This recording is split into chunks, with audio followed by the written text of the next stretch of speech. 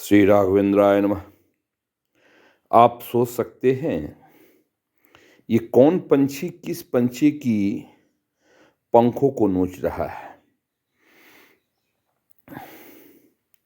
जो पंछी नोच रहा है वो है काग, कौवा की एक वैरायटी है। और जिस पंछी का नोच रहा है वो है बाज। बाज बाज जो कि पंछियों का राजा कहलाता है। जैसे जंगल का राजा शेर कहलाता है, वैसे पंछियों का राजा है बाज। और इसको हमारे धर्मशास्त्रों में गरुड़ भी कहते हैं। इन बाज का नाम एक गरुड़ भी है। एक बाज को के पंखों को एक काग इस तरह से खींच रहा है। आप सोच सकते हैं कि ये काग गरुड़ के पंख को क्यों खींच रहा है, और अगर खींच रहा है तो गरुड़ महाराज इसको मार क्यों नहीं रहे हैं बाज। जबकि बाज को देखने मात्र से बड़े बड़े पंछियों के होश उड़ जाते हैं। यहाँ तक कि हरिन के बच्चे, सियार के बच्चे, कुत्ते सब इनसे डर जाते हैं। ये सबको लेकर के आसमान में चल जाते हैं। बड़ी बड़ी बकरियों को उठा करके लेकर चल देते हैं। सांपों को तो कहना ही नहीं है, बड़े बड़े सांपों को गर्दन मरोड़ देते हैं। लेकिन एक काग इनको इतना परेशान कर रहा है, गरुड़ जी महाराज को यानी ब्याज को, और ये चुप। यही प्रमाण है राम के रामायण की। अगर आपने रामायण पढ़ा होगा या रामायण में थोड़ा भी आपकी रुचि है तो आप जानिए रामायण 3 जगह कही जा रही है शाश्वत ढंग से, और कही जाती थी। एक कागभूषुंडी जी महाराज थे जो गरुड़ जी महाराज को उपदेश देते थे, और शंकर भगवान माँ पार्वती को देती थी, याज्ञवल्क्य जी संतों को देते थे। तो ये कथा जो हो रही है कागभूषुंडी जी और गरुड़ जी के बीच में, ये कथा हो रही है हिमालय पहाड़ पर। देखिए, अब ये नोच नहीं रहे हैं, अब ये कथा सुन रहे हैं। कथा कह के रहा है तो कागभूषुंडी जी कह रहे हैं, और सुन के रहा है गरुड़ जी कह रहे हैं। राम रावण युद्ध में जब मेघनाद ने सर्प बाण से राम को बांध दिया था,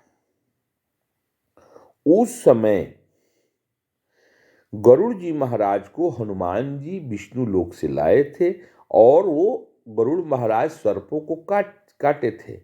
वो उसी समय गरुड़ महाराज को यानी बाज को ये मोह हो गया कि अगर राम नारायण के अवतार हैं तो राम तो इतने शक्तिशाली है कि इनके पास सांप कैसे आएगा। और लखनलाल जी तो सबसे बड़े सर्प है, इनको कौन सर्प हरा सकता है। यही शंका हो गई थी कि तब राम नारायण रूप नहीं है, और नारायण रूप है तो सर्प बंधन में आए कैसे। लखनलाल जी तो शेषनाग है जिनके मस्तक पर पूरी धरती का वजन है। वो शेषनाग जिस पर नारायण शयन करते हैं।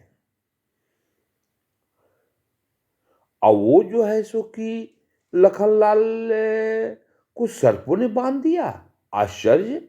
और वो नारायण जो त्रिलोक विजेता है, त्रिलोक के को अन्न खिलाते हैं, जल देते हैं, यज्ञो वही विष्णु जिनको कहा गया है, जो जिनके आगे कोई देवता बड़ा नहीं है, जो पार ब्रह्म परमेश्वर हैं, उनको सर्पों ने कैसे बांध दिया, और उन सर्पों को मैंने काट दिया। यही गरुड़ महाराज को शंका हो गई। तो कागभूषुंडी जी ने इनको हिमालय पहाड़ पर बुलाया। राम रावण युद्ध होने के बाद